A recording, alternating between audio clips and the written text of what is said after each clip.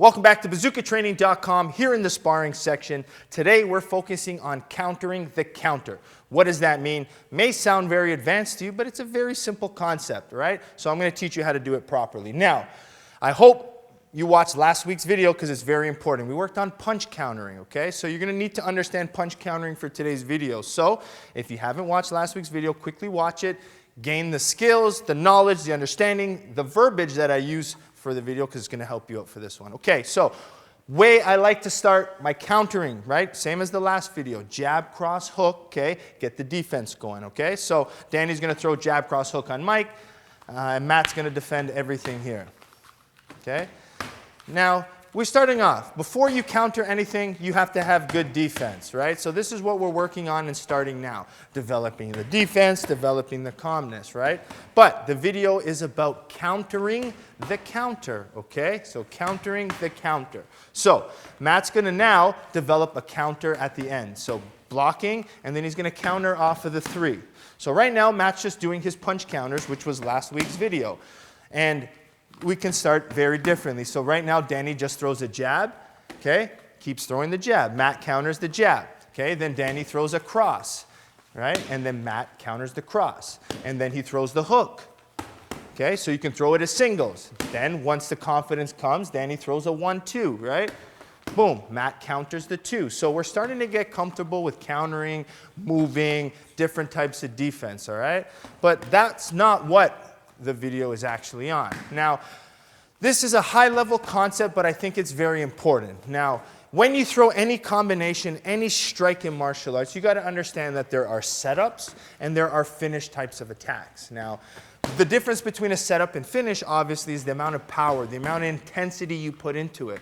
So when I'm setting things up, right, I'm relaxed. I'm smart with my footwork. If I sit on heavy punches, I have to ground myself a little bit more, right? So it makes it harder for me to move, makes it a little bit harder for me to counter because I'm committed so intensely, so aggressively into my strikes. It makes it a little bit more difficult. So the first thing you need to do now, okay, and break. So Matt's defense feeling good. His counters are on, all right? So what countering the counter means. So we want now the object of Matt to counter. We want him to counter. But in a smart high-level fight, Danny might not just throw it right away. So we need to get Danny to throw it. So this is what countering the counter means. So before, okay, we're going to set them up. You're going to stay here. Matt is going to throw just simple straight punch combinations, okay? If you're a very basic beginner, start it off as a jab, 1-2. So jab, in and out. 1-2, steps out, right? He's just playing with little punches for now, okay? So he's sitting in and out, managing his distance. He's not throwing things very intently because what's happening now is he's waiting for a reaction from Danny, okay? So now all of a sudden, Danny might see something and maybe he feints a rear hand or something. So Matt reacted and moved back. So now, all of a sudden, Matt knows that Danny is going to try to throw the rear power hand. So this is where this video and the lesson of today is, countering the counter. So Matt, using assessment punches, he's reading Danny right now. He's seeing what's Danny's tendencies. Is he looking to throw something? What's he going to counter with? So I just told you, Danny wants that right hand right now. So when Danny's ready, he's going to launch the right hand. Boom. Matt was ready, slipped it, and countered the counter. So Matt's attacking the counter, and there's counter the counter. See? So you see how this drill works. I could pick any single counter, right? Now, all of a sudden, same drill. Danny's counter now is going to be a left hook. Matt's reading, waiting, boom, there's the hook. Matt catches and he reacts. If Matt's overthrowing these punches, he's going to be out of position now, and he won't be able to block and counter properly. So that's why these light punches are nice. He's sharp and he's waiting. He's anticipating. But at the same time, he's scoring. He's staying busy. He's setting things up. He's playing the game of chess, right?